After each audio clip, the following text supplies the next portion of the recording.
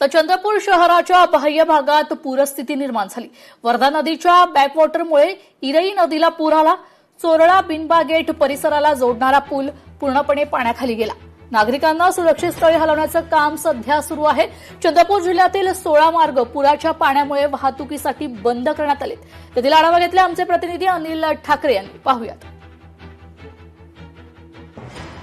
यवतमाळ आणि अमरावतीमध्ये मोठ्या प्रमाणात पाऊस झाल्याने वर्धा नदी आहे ती फुगलेली आहे आणि या फुगलेल्या नदीमुळे चंद्रपूर जिल्ह्याला देखील आता फटका बसायला सुरुवात झाली आहे। मी आता चंद्रपूर शहरातील रहमतनगर भागामध्ये आहे। या भागामध्ये खूप मोठ्या प्रमाणात आहे पाणी साचलेलं आहे, कारण की वर्धा नदी फुगल्यानंतर ती इरई नदीला बॅकवॉटर मारलेला आहे आणि हा बॅकवॉटर संपूर्ण आहे शहरामध्ये घुसतो आहे आणि शहरातील आहे रहमतनगर आहे, सहारा पार्क आहे किंवा बिनबा गेट आहे, या सकल भागामध्ये खूप मोठ्या प्रमाणावरती पाणी साचलेलं आहे आणि याच भागातील नागरिकांना देखील महानगरपालिकेच्या वतीने रेस्क्यू देखील करण्यात आलेला आहे आणि महानगरपालिकेने सांगितलेलं आहे कारण की पूर्व सूचना देखील दिलेली होती, कारण की कुठल्याही क्षणामध्ये आपल्या चंद्रपूर ची जी प्रमुख नदी आहे किंवा प्रमुख डॅम आहे इरई डॅम हा कधी सोडण्यात येऊ शकतो, त्याच्यामुळे आधीच खबरदारीचा उपाययोजना म्हणून महानगरपालिकेने काही लोकांना रेस्क्यू देखील करण्यात आलेलं होतं आणि सूचना देखील करण्यात आली की जोपर्यंत पालिका जी सूचना देईल त्याचं काटेकोरपणे पालन करा आणि सुरक्षित स्थळी